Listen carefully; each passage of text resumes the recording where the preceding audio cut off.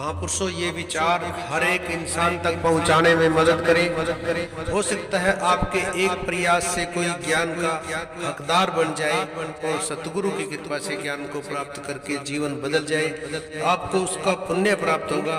इसलिए ज्यादा से ज्यादा इसको लाइक करें, शेयर करें और सब्सक्राइब करें। धन्यवाद। सत्संग जी, प्यार से कहना धन्यकार जी। आज यहाँ भक्ति में हर दिल जो झूम रहा था, ये संतों की वाणी में, सत्संग में, ये भावों को सिर्फ कान से ही नहीं, जीवन में भी एक उतार कर अपने जीवन को संवारने वाले भावों से, तो यही भाव हमेशा से संतों के रहे कि स्वयं का सुधार भी जहाँ करना है, समाज का भी, उसके साथ साथ हर पल भक्त, क्योंकि सिर्फ एक सेल्फिश एंटिटी नहीं है कि बस अपने ऊपर ही लालची होकर, पर पूरे संसार के लिए भक्त आते हैं, जहाँ अपना तो पार उतारा निराकार के दर्शन करके अपने हर पल में शामिल करके निराकार को करते हैं, पर पूरे संसार को भी यही एक आवाज़ भी देते हैं, कर्म रूप में भी समझाते हैं कि कैसे अपने जीवन का हर कोई कल्याण ये ब्रह्म ज्ञान से कर सकता है। ये परमात्मा इसी के ही अंदर जहाँ वास है, चहुँ ओर है, कण कण में है, हर पल में इससे एकमिक होके जिया जा सकता है और फिर हर परिस्थिति में ये शामिल होकर ये जीवन बहुत ही सहज रूप में जिया जाता है। तो अभी जैसे अनाउंसमेंट भी सुनी सभी ने, और सभी को ये पता है कि बाबा हरदेव सिंह जी महाराज भी ये चिकित्सा रूप में वरदान जो दे गए, और अभी भी ये कि इसका इस रूप में भी एक ऑफिशियल डेट भी, जहाँ ये इनॉग्रेशन रूप, तो बात यही कि हर एक का पूरे संसार में भला हो, ये सेवा भाव हमारे मन में, तो ये चिकित्सा रूप सिर्फ वो बिल्डिंग ही नहीं, ये भावों से, सेवा से हर एक का यहाँ पे इलाज हो। तो बात यही कि संत एक कोई भी माध्यम बना लेते हैं प्रचार का, और यहाँ भी वही सेवा भी होनी है, मिशन का संदेश भी इस रूप में होना है। तो कैसे हर कोई अपने जीवन में ये प्राथमिकता किसको दे रहा है, ये हर एक का जो चुनाव है, और चुनाव के साथ साथ ये चेतनता कि किसी भी चीज़ में से हम क्या चुने। जैसे अक्सर एक बहुत ही कॉमन तरीके से ये साइकोलॉजिस्ट एक बात किसी को भी समझाते हैं कि अक्सर बोल दिया जाता है कि अपनी कोई भी चुनिंदा प्रायोरिटी में कि कौन सी सबसे ज़्यादा ज़रूरी चीज़ से लेके सबसे एक ऐसी लिस्ट बनाएं कि सबसे ज़्यादा क्या, फिर क्या, फिर क्या। तो ऐसी 6 चीज़ें लिख ली, और उस कागज़ पे जैसे जैसे 1 नंबर पे, 2 नंबर पे, ऐसे करते करते वो हर कोई अपनी 6 चीज़ें लिखता है, और फिर वो साइकोलॉजिस्ट समझाते हैं कि चाहे ये 6 की 6 आपको करनी जीवन में है, अचीव करनी है, या आपके लिए सबसे ज़रूरी है, तो एक इसको सबसे ज़्यादा अच्छे तरीके से जीवन में आप तभी उतार पाएंगे जब आप शुरू की 3 चीज़ों पे फोकस करें, और जो उसके बाद 3 चीज़ें आपने लिखी हैं उसको टू अवॉइड लिस्ट में फ़िलहाल डाल दें कि ये चीज़ें नहीं करनी और शुरू की 3 चीज़ें करनी हैं। तो उससे यही बात वो समझाते हैं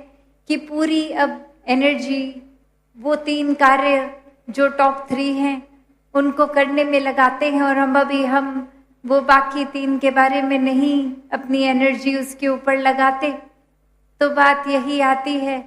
कि अगर वो 6 के 6 एक साथ कार्य करने हों तो कोई भी हम वो कार्य ठीक से नहीं करेंगे। तो बात वही कि सबसे पहले जो प्रायोरिटी में, जो ज़रूरी में, पहले 3 उसी में अगर पूरा अपना ध्यान लगा लें तो वही बात आती है कि कैसे जीवन में अगर हम प्राथमिकता ही, ये प्रायोरिटी ही निराकार के ऊपर अपनी इस लिस्ट को आधारित करते हुए सेवा, सिमरन, सत्संग, ये टॉप 3 ही अगर पकड़ ले तो फिर ये जीवन अपने आप हर एक वो ज़रूरी चीज़ पे हमारा ध्यान भी दिलाता है जिस पे वाकई ही ध्यान देना है हमें। और साथ ही फिर वहीं तक ये लिस्ट नहीं ख़त्म होती, फिर धीरे धीरे और भी चीज़ें जो हमारे को लगता है हमारे लिए वो हर एक का अपना निजी चुनाव, अपना निजी ध्यान, तो वो करते करते अपना पूरा ये मेहनत उसके ऊपर फोकस करी जा सकती है। तो भाव यही कि कैसे अक्सर संसार में भी हम देखें तो एक कहीं पे भी खड़े होंगे और इतनी अनेकों हमें चीज़ें जिन पर ध्यान जा सकता है, पर हम कौन सी चीज़ पे ध्यान दे रहे हैं, हमारे लिए वो प्रायोरिटी क्या है। कि अगर कहीं खड़े हैं सड़क पे तो कहीं चल रहे हैं और वहीं पे देखा जाए तो और भी अगर गाड़ियां हैं, पैदल वाले हैं, एक हॉर्न की आवाज़, एक शोर, एक धूप, तो इतनी चीज़ें, इतनी डिस्ट्रैक्शंस, तो उसमें अगर हम वहीं सोच लें कि अब तो ये रास्ते पे चलना ही नहीं है, इतना एक कठिनाइयाँ आ रही हैं और सुख चैन जा रहा है, तो जहाँ तक हमने पहुँचना था वहाँ तो हरगिज़ ही नहीं पहुँच पाएंगे। तो बात वही कि हमने अवश्य जहाँ पहुँचना है वहाँ तक तो पहुँचना है, और कोई ऐसी जादू भी नहीं होगा कि अब हमें रास्ते में सिर्फ फूल की पंखुड़ियाँ मिलेंगी, एक अच्छा हमारे हिसाब से सब कुछ मिलेगा। नहीं, वो रास्ता भी वही होगा, रास्ते पे ट्रैफिक भी उतना, शोर भी उतना, गर्मी भी उतनी। तो भी जब ये मंजिल याद रहती है, और ये मंजिल सबसे एक उस रूप में भी कि हर कदम पे तो दातार साथ है, फिर क्या शोर और क्या सन्नाटा, क्या सर्दी, क्या गर्मी, तो ये रास्ता बहुत ही सहज हो जाता है। तो बात वही कि हम जब तक अपनी प्राथमिकता सही चुनेंगे, जो प्रायोरिटी है उसके ऊपर टिकेंगे, तो सब कुछ फिर बहुत ही आसान, और फिर हर एक के लिए हम खुद भी रास्ता बनाएंगे, अपना रास्ता चलते हुए भी, कि साथ कोई और चलने वाला है तो उसको भी जगह देंगे उसी फुटपाथ पे। गाड़ी अगर हम चला रहे हैं तो फिर एक दूसरे की भी चेतनता रखनी है कि कैसे हमारी एक केयरलेस ड्राइविंग से दूसरे पर भी बुरा असर हो सकता है। तो ऐसे छोटे छोटे पहलू पर जब जब निराकार का ध्यान लेकर करेंगे तो हर चीज़ में वो फिर ऑटोमेटिकली हमारा बेस्ट ही होगा कि हमने एनर्जी फोकस उन्हीं चीज़ों में पूरी तरह लगा दी जो वाकई ही हमें भी एक आराम दे रही हैं, और औरों के लिए भी हम माध्यम बन रहे हैं कुछ आसान जीवन, ये जिंदगी जीने का। तो भक्तों ने तो ऐसे ही हर समय समझाया, ऐसा ही एक जीवन चलना सिखाया कि कैसे एक माध्यम बनना है। हमेशा कोई हमने जिम्मेवारियों से पल्ला नहीं झाड़ना कि एक हम अपने घर परिवार को तो देख रहे हैं, ये समाज और दुनिया की हमें क्या पड़ी है। नहीं, भक्त तो यही समझाते हैं कि परिवार कुछ गिनती के लोग नहीं हैं, परिवार तो पूरा संसार है, और इसी संसार को हमारा प्रयास ये रहा है कि कैसे दीवार रहित संसार बनाना है, ताकि ये वाक्य ही सिर्फ बोल में ना हो कि हर कोई अपना है, सब में परमात्मा है, पर वाक्य ही हर एक को एक्सेप्ट करते हुए, अपनाते हुए, हर एक से प्यार करते हुए जीवन चलाना है। फिर वो मन में बात नहीं आती कि सिर्फ कल्याण उन्हीं का हो जिनको हम जानते हैं। फिर यही बात आती है कि हम ऐसा क्या करें जो हर एक के लिए कल्याण रूपी एक कार्य बन जाए। तो बात वही जहाँ से शुरू हुई थी कि कैसे जब जीवन वाक्य ही निराकार पे आधारित है और निराकार से जुड़ने के लिए ही ये सेवा, सुमिरन और सत्संग कितना ज़रूरी। अक्सर ये इम्पोर्टेंस भी हम भूल जाते हैं। कई बार इतने आराम से एक होता है जहन में कि चलो हमारा सत्संग भवन घर से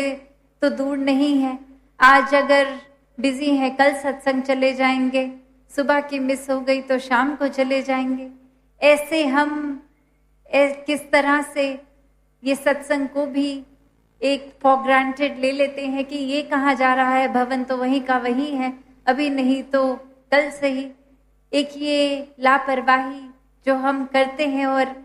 ये भाव भी मन में नहीं एक ला कर के कोई बात नहीं, आज नहीं तो कल, तो इससे नुकसान सिर्फ हमारा है। क्योंकि क्या पता ये प्रयास हम आज अगर करते तो कुछ ऐसा ये कान सुनते, ये दिल सुनता, जो वाकई ही जीवन प्रवर्तित करने वाली बात है। क्योंकि भक्तों का, संतों का तो हर वचन इतना कीमती होता है। वो अलग अलग तरीकों से बातें कही गई, निराकार से ही जोड़ती हैं, निराकार पे ही आधारित। तो क्या पता आज ऐसा कोई वचन सुनने मिलता जो वाकई ही हमारा निराकार पे इतना पक्का विश्वास करता कि जीवन ही उस तरह से निडोल अवस्था का बन जाता। फिर किसी की बात से, परिस्थितियों से मुख हम निराकार से नहीं मोड़ते, हर पल वो वाक्य ही हमारे एहसास में आता। तो बात वही कि भक्त तो हर पल ही निराकार की ही स्तुति करते हैं, निराकार से जोड़ने के तरीकों से अपनी बातों को, चाहे माध्यम गीत, स्पीच, एक कविता रूप या अन्य कैसे भी, पर वो जीवन में सिर्फ यही कहते हैं कि कैसे अगर हमने जीवन में निराकार को प्राथमिकता दी, वो प्रायोरिटी लिस्ट ही निराकार पे अगर बना दी, तो फिर सब कुछ अपने आप ही एक ज़रूरी बनता जाएगा और वो ज़रूरी चीज़ें हम फिर अचीव कर पाएंगे, कुछ छूटेगा नहीं। और ऐसे ही ये सेवा की भी जहाँ बात आती है तो ये बात ही नहीं कि अच्छा सेवा तो जब अगर कोई कहेगा तो ही करनी है, अगर ड्यूटी है तो ही करनी है। ये सत्संग भी सुनना सेवा है, वचनों को जीवन पे उतारना भी सेवा है। अगर ड्यूटी है तो उसको पूरी तरह बिल्कुल अलर्टनेस के साथ, ये चेतनता के साथ करनी, ये भी सेवा। और कैसे फिर सेवा घर पे भी हम चाहे कहीं भी हों, हर पल में की जा सकती है। क्योंकि सेवा तो सिर्फ वो स्थिति है जहाँ अहंकार मन में नहीं है, एक समर्पित भाव मन में है। तो ये भाव तो कोई जगह के मोहताज नहीं है, ये हर पल में जैसे भक्ति की जा सकती है, हर पल में सेवा भी की जा सकती है। और कैसे फिर ये सुमिरन की भी जहाँ बात आती है तो सुमिरन भी कुछ शब्दों की ही एक बोलचाल की बात नहीं है, ये मन की अवस्था है। वरना तो अगर जैसे अगर बोलते हैं हम कि उठते बैठते सोते जागते सिमरन होना है, तो अगर हम उस तरह देखें कि या तो हमारा शरीर सो रहा होगा या होठों से कुछ बोल रहे होंगे, तो उस स्थिति में भी अगर बोला है कि हम 24 घंटे सिमरन कर सकते हैं, तो वो कोई सिर्फ शब्दों की बात नहीं हो रही, ये मन की अवस्था है जहाँ ये शब्द रूप में भी बोलना, खुद को रिमाइंड करना बहुत ही ज़रूरी कि ये दातार तू ही निराकार, मैं तेरी शरणा मैनू बख्श लो। कि ये दातार के ऊपर सरेंडर भाव और खुद वाक्य ही ये बख्शवाने वाले भाव, ये भी उस रूप में जो एक बिल्कुल ही इनोसेंस की स्थिति से उठ रहे हैं कि ये एक उस तरह चालाकी से नहीं कि कोई बात नहीं, हमें पता है हम गलत कर रहे हैं, गलत तो कर देंगे, फिर क्या, बस सिमरन करके बख्शवाना ही तो है, दातार तो बख्शनहार है, बख्शेगा। फिर ये चतुराई बन जाती है। तो वो भोले भाव का सिमरन ही वाकई ही सिमरन है, क्योंकि वो समर्पित रूप में संसार के लिए एक हित और उससे पहले अपना मन भी इस निराकार में बिल्कुल अपने प्योरेस्ट फॉर्म में जब लगा है तो ही ये सिमरन है। तो ये भक्ति में, सेवा सिमरन सत्संग में मिलावट नहीं, ये कोई एक लालच के पीछे नहीं, डर के पीछे नहीं, सिर्फ और सिर्फ प्यार में, ये प्रेमा भक्ति में जब तक ये सिलसिला है, जैसे अभी सुना भी कि फिर तो ये भक्त और भगवान का ये ओत प्रोत रिश्ता तभी होता है जब ये वाक्य ही प्रेमा भक्ति पे हो, वरना तो ये एक सौदेबाजी, एक लेन देन की ही बात है, मीन्स टू एन एंड है कि आज ये चीज की डिमांड करेंगे, परमात्मा ये निराकार देगा, तो फिर जब अगली जरूरत जब तक नहीं तब तक क्या ही करना, नाम लेके क्या ही ध्यान लगाना। तो बात यही कि संत तो कोई भी लाभ हानि से ऊपर होते हैं, जीवन में क्या है क्या नहीं, कोई भी चीज से परमात्मा को उस तराजू में डालते ही नहीं, क्योंकि परमात्मा का दर्जा ये निराकार तो फिर हर पैरामीटर से ऊपर है, कहीं मापदंड के उसमें आता ही नहीं दायरे में। तो बात यही कि वाकई ही निराकार से जुड़ने की बात सत्संग में होती है, तो वाकई ही ये जुड़ने के लिए प्रयास हमारा, क्योंकि ये सिर्फ बात ही नहीं कि सेवा सिमरन सत्संग करें, निराकार से जुड़ें, पर ये करके क्या हासिल होगा वो हर एक का जो अपना यूनिक एक्सपीरियंस रहता है भक्ति में, ये अपना अपना हर एक का। तो हर कोई वाकई ही जो सही मायने में एक पूरे दिल से, एक साफ भोले भाव से निराकार से जुड़ा, उन्होंने ही ये भक्ति का असल मजा चखा, ये रस चखा। और ऐसी कोई किताबी भक्ति की यहाँ बात नहीं हो रही, ये तो हर किसी का हर पल में करना संभव, इसी पल से आखिरी श्वास तक करना संभव। ये बस चतुराई, अहंकार को पीछे रखना है और वाकई ही चेतन होके, एहसास में रह के ये फिर भाव में बहते जाना ही भक्ति है, प्यार में बहते जाना ही भक्ति है, एहसास में बहते जाना ही भक्ति है। तो दासी और समय नहीं लेगी, जैसे अभी सभी ने श्रवण भी किया कि इस हफ्ते फिर से वो एक सत्संग का रूप, और फिर जब राजपिता जी और दासी बाहर की यात्रा ये सत्संग रूप वहाँ पे करेंगे, तो सभी अपने भवनों पे भी फिर यही निराकार के दर्शन हर समय करते हुए सत्संग में भी उत्साह वही जीवन के पल पल में डाल लें, क्योंकि ये कोई हल्के में ना ले कि सेवा सिमरन सत्संग तो हर जबार ही कोई भी कहेगा तो करने बोलेंगे, तो सिर्फ एक कान से सुन के दूसरे कान तक की निकालने की बात नहीं, ये जीवन में कर्म रूप में मन से करने के लिए सभी एक अपनी इच्छा को बनाए रखें, इच्छुक हो के सेवा सिमरन सत्संग में निराकार में पूरा मन डाल के हर समय रहें। साथ संगत जी, प्यार से कहना धन निरंकार जी। महापुरुषों, ये विचार हर एक इंसान तक पहुंचाने में मदद करें। हो सकता है आपके एक प्रयास से कोई ज्ञान का हकदार बन जाए और सतगुरु की कृपा से ज्ञान को प्राप्त करके जीवन बदल जाए, आपको उसका पुण्य प्राप्त होगा। इसलिए ज्यादा से ज्यादा इसको लाइक करें, शेयर करें और सब्सक्राइब करें। धन्यवाद।